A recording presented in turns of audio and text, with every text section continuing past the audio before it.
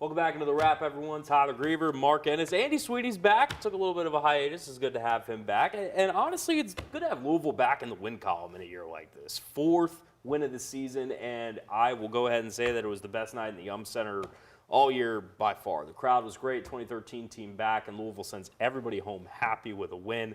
To put it as simply as I can, I feel like this team needed a night like this, especially after two good performances against two quality teams that just didn't end in wins. Yeah, this one does those other games a little bit of a favor of kind of validating that you were actually seeing some improvements and it wasn't some good teams overlooking them. Like, this is 3 straight games against 3 of the top 4 or 5 teams in the conference where you've played like it really should have looked all year, but you've gotten it. And then, like you said, it was good. They needed to break through and get one of those. And for the 2013 team to be there, and for that banner to not look that bad. I was worried it was going to look real bad. It did not at all. It's very well done. Everyone, I think, needed that moment. Players needed that from fans. Fans needed that from team and coaches. I mean, it went about as well as you could have hoped for. And I think that for me, the biggest thing that sticks out, even in the 2 losses now and in this win, is you did not ever have that moment where they kind of checked out of the game mentally. Now, it's not saying that it went well in every stretch, but there have been easily identifiable stretches where you're like, that's where they kind of stopped caring. And you've had nothing of the sort now in 3 games in a row against top upper level kind of teams in the ACC. They needed a night. I said on the air it was for Kentucky and Louisville a last chance Saturday to have a moment, right? If you're UofL, this is the moment, like a right? good one, You can't lose that game. And plus, think if they would have lost that game, like that counts for more than just a loss in February at home in a bad season to Clemson. That would have been disastrous had they lost that game. Yes, it validates the prior performances. But the more we see this team play, the more I believe everyone's told on themselves at the beginning of the year that this did not have to be 4 wins. It doesn't have to be brought up. Listen, it was a bubble on Saturday. What happened there needed to happen for the fan base to have a feel-good weekend in Louisville land. But they've also told on themselves they should have beat Florida State. Right? For sure. They had chances to finish against Virginia, Miami, all the games at the beginning of the season, the first 3, the one you mentioned. And that's what's unfortunate is it didn't have to be to where we were questioning the big picture. This is not the place to now say, like, see, I told you if you just stick with it. Like, this is not like I think we're well past that point. Well, anyone that's tempted to do that, like, that's making too much of this. But it's progress. And I think you can now start to point to specific players and kind of elements where they've gotten a lot better. I mean, they didn't turn the ball over less or anything against Clemson, but you know what? They beat them up on the boards. And they were getting whipped on the boards earlier in the year. And this JJ Trainer that can fly and dunk and stuff like that is making a crucial block shot at the end of the game. Like, he didn't exist at the beginning of the year. So some things are emerging. They're real. Trainer performed the sports baptism. Yeah. The Bardstown baptism. The Bardstown baptism. Yeah. So there you go. But, something that we've talked about a lot is we've often asked the question, and I think it was warranted, where has this team gotten better or how has this team gotten better? Now you can start to pick some individual cases, and say, that guy's gotten better. And JJ Trainer's a great example of like, look, I think he should have played more last year if he could have showed some of this in some of those minutes. Even guys like L. Ellis, obviously, I think has gotten progressively better. Kamari Lands looks a little bit more confident, a little bit more comfortable. Hersey Miller, not a great player by any means, but serviceable off of the bench, and I think that's more than anybody expected. So it's encouraging that you can at least pick up on some of those developments for those guys to point to and say, okay, those are signs of progress. Listen, I don't mean to be too negative here. I mean, given that listen, also there is progress. It's also the point of having a coaching staff and getting good players is that you should see, like Chris Livingston at Kentucky. We've seen progress. That's a big deal for them. Well, I would hope so. You have a $9 million coach and a staff that you brag about. I would hope that these players that have all this talent would be getting better. You have seen that, but here's the thing. This is all good, but I refer to this on the air as year 1A and next year's 1B because I believe the bar's already been set at the level of talent here is so low. So when we point to these guys who are better, right, that you guys have mentioned, well, are they on the team next year? That's a great point. And I believe maybe the ones you mentioned are, but it is a question now where the narrative has been, guys, this is the players' fault. You know, they're going to be active in the portal. They already have a recruiting class coming in.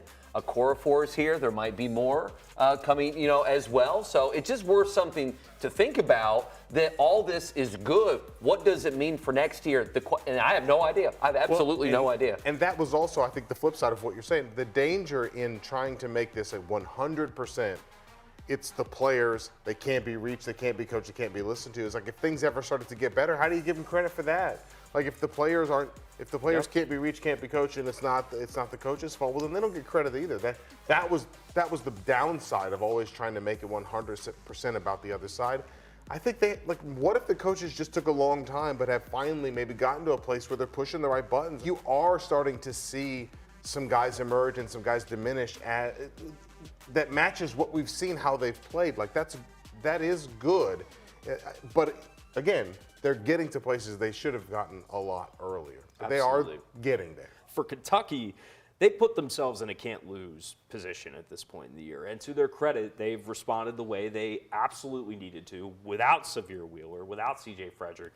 They beat Mississippi State, and they get a season sweep of Tennessee. Backs against the wall, UK responded when they had to. I mean, yeah. I thought they'd win one, Mississippi State and Tennessee, but to win both puts them in the tournament. A&M moves up to a quad 1. That's going to be back and forth, but right now that moves up to a quad 1 win in the net system.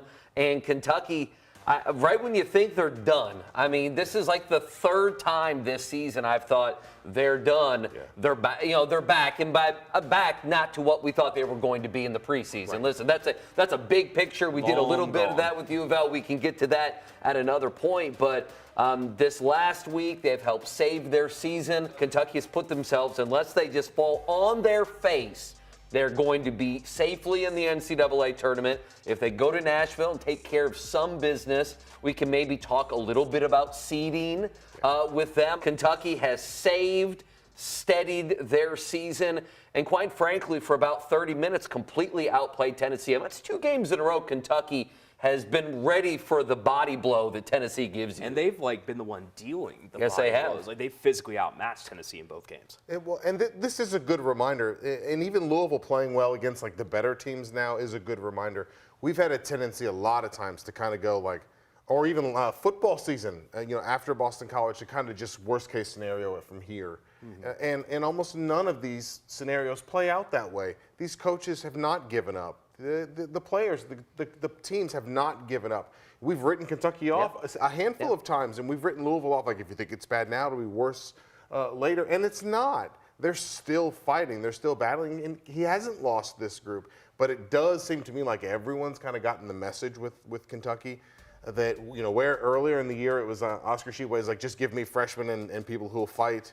And now it's his role, the more it is diminished by someone else sort of stepping, the better they are. He's not the centerpiece. Now, you get your production from him, but it's not through him.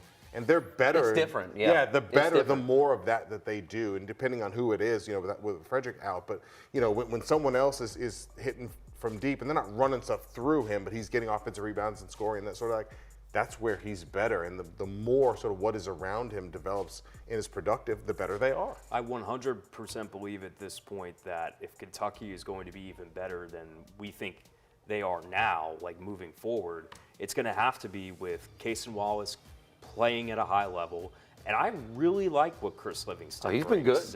He's been good. Just from an all-around physicality, toughness, and athleticism perspective, I think he brings something a little different than anybody else on the roster right now. Well, he was a guy that you didn't know what he was. Yeah. I mean, he can shoot a little bit, he can drive a little bit, but he doesn't do any of those things. A little bit of everything. Well, no, I mean, this was a guy that you were like, well, if you can get 2 buckets a game, and now it's no. Now it's 10, 11, maybe 12 points a game. The only thing I would add, by way of caution, I mean, both of these wins this week are good. I'm glad you mentioned both of them because that Mississippi State win's the same thing. It's a tough one, yeah. But both of those teams are different than who has given Kentucky fits for most of the year. That's a good point. They're both bruisers. They're offensively challenged. Not good three-point shooting teams at all. And Kentucky seems to be prepared to muck it up with someone, and they've won 3 of these now this year, where it's sort of a bruiser, and they come out on top of that. It's really the finesse teams, the efficient teams, that can, the ball movement teams, and anybody who can really get a pulse going from 3 that gives Kentucky trouble. So I don't know that they're like all the way out of the woods, unless they just get to keep playing Tennessee and Mississippi State, then they'll be fine. I mean, they are, we readjusted expectations, and that's something that after the season, well, I've been talking about it, but you understand that after the season, we'll be, okay, how did you do? No, this was a top 10 team. This is a team that, that Cal's been able to keep playing as hard as they have, especially the last couple weeks when they thought they were going to be somewhere, and it hasn't happened, right? But I don't know. I feel like you guys are right. They can get in the gutter with teams. Yeah. Casey Wallace is a strong player. Oscar Still is a strong player. Games where you can throw Lance Ware and Adu Thiero in there, and they can have productive minutes. But, now you have your quad 2 games. Get a bunch of quad 2 games. Go to Nashville. It's going to be interesting how BBN talks about this team. I still think March matters a lot. And, if they make round of 32 Sweet 16, I mean, just win a game. That would be like, seeing this team so much this year, you'd be like, well, that's not that bad. Oh, my goodness. I mean, the Sweet 16, they made the round of 32. But in Kentucky standards, it's not. That's going to be an interesting what happens here the next couple weeks. Well, it's the sliding scale thing we always talk about. Like, we know what the usual Kentucky standard is, but then we saw this team play, and all we can really go off of is this team. And I would agree with you that if this team rebounds to go to a Sweet 16, it's a pretty positive step, but in the grand scope of what we thought they were going to be, absolutely not. Nobody would have taken that into this season. Another team is going to be interesting to watch going into March. Louisville women's basketball, a really tight game with Notre Dame, but they rebounded. You talked about mucking it up. They mucked it up to beat Boston College, 62-52, and for that, we're going to bring in Alexis Cubit from the Courier-Journal to talk. And here she is now, Alexis Cubit from the Courier-Journal. Chrissy Banta taking the week off. Alexis, this was quite a week for Louisville women's hoops. The game against Notre Dame was a thrower that Olivia Miles has a buzzer beater to win, but the latest one, UofL was in a physical battle with Boston College, 62-52. Neither team shot the ball great, but UofL forced enough turnovers in the fourth and got enough rebounds to win this game, and I think they had to win this one after falling to Notre Dame the way they did. Yeah, no, absolutely. I mean, they're in a position now where, had this Notre Dame loss been any other season, I don't think it would be a bad loss. But you look at when they lose that game, that's 5 ACC losses. That's the most they've ever had in a season since joining the ACC in 2013. They're now at 9 losses, which I don't remember the last time they've lost 9 games in a single season. So, that kind of put them behind in a lot of aspects. Coming into this week, they were projected as a 6th seed in the NCAA tournament, and I believe tied for, was that 3rd or 4th in the ACC? So, that kind of put them behind. So, yeah, absolutely they needed this win at Boston College. And, again, it's the ACC, so no team can really be taken lightly. And this was one of those games where it was kind of sneaky to where, it can make or break you because, let's face it, that Notre Dame game in overtime, that took a lot out of them. And it was a great game. Yeah, I mean, all the way around. Even the other night when I was talking about it with folks, I feel like when I was picking at issues, I was nitpicking because both teams played a high-quality basketball game. But to win kind of a grinded-out battle, you got to dig a little bit deeper throughout the game, and they were able to do that to pull this one out. Absolutely, and we were talking kind of offline just now about you see Liz Dixon getting involved more. Josie had some good minutes against Notre Dame. Olivia is always good for rebounding and being that, defensive stop in the paint. So you're now seeing the bigs kind of come along. And then, of course, we always talk about Nyla Harris.